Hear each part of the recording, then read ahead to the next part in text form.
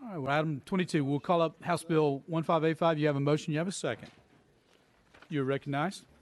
Thank you, Chairman. I think we have some amendatory language as well. Yes, changing the date from 24 to 25.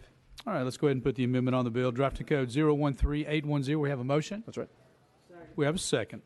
All those in favor of placing the amendment 013810 on the bill, please signify by saying aye. Aye. Any opposed, please say no. The ayes have it. Your bill is amended and ready for explanation. You're recognized. Thank you so much, Mr. Chairman, members of the committee. Before you is a bill that is going to hopefully help our young people in particular as it relates to mental health care. I'll tell you what the bill does and give you just a few examples. It's going to add a new section to Title 33, Chapter 1, Part 3 of this section in our code that outlines the general duties and obligations of the Department of Mental Health and Substance Abuse Services in order that they would develop and implement a public awareness campaign focused on mental health and firearm safety. Subsection B, it does not prohibit any county health department from developing its own public awareness campaign materials or using other materials the county health department deems appropriate.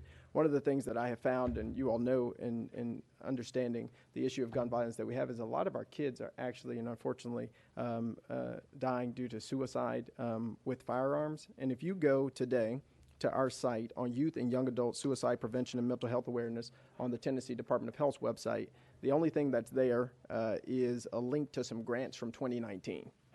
And so right now, we don't have any information related to this on our website. And so this would put something like Know the Signs from Sandy Hook Promise or just available mental health resources onto our website and share that out for the public, particularly for kids. This would help, I believe, in a profound way to ensure young people are getting access to resources, or even adults or parents will have access to resources for young people to help them. The Tennessee Department of Health actually created this amazing suicide prevention report in 2021, and one of the things that they ask of the state is to spread awareness of suicide and encourage help-seeking behavior. And so I believe this is in line with one of the calls to action from the Tennessee Department of Health. It's just a public awareness campaign, and it can be done obviously on our website and other digital media. So I don't think it would be that significant or substantial in cost, but could have significant impact. And so with that, Mr. Chairman, I renew my motion. The motion resides with the committee and the chair. Okay. Much like some other bills that we've seen today, there's really no action on this in the Senate. Happy to take this bill to a vote if you'd like. Any questions or comments of the committee members? Hearing none, you ready to vote?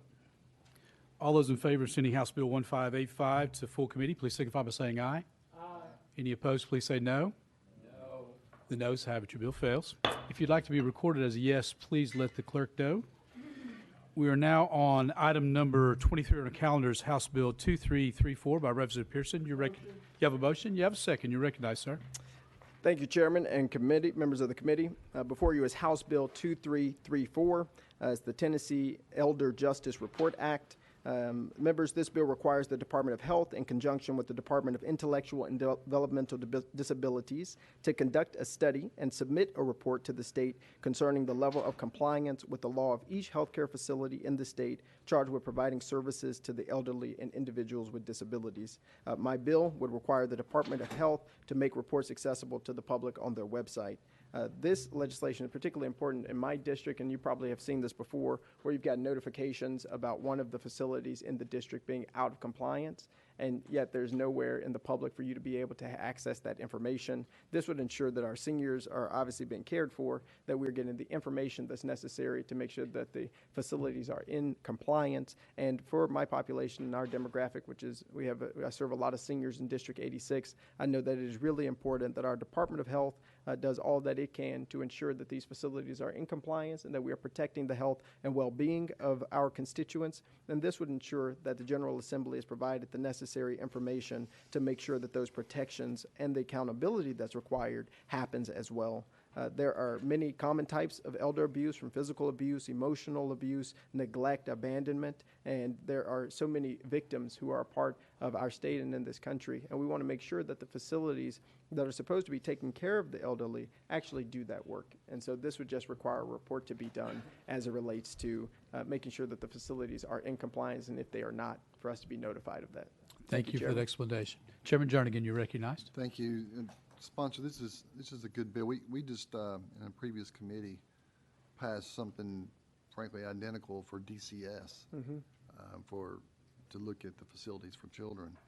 And what this does, it just gives an opportunity for, frankly, the public as well as the legislature to see.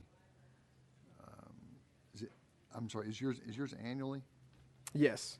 Well, it's in To see January of each annually year. what the report is and what the audit is. So this is a good bill, and I'll be in favor of it. Thank you. Any further questions or comments? Seeing none, you ready to vote?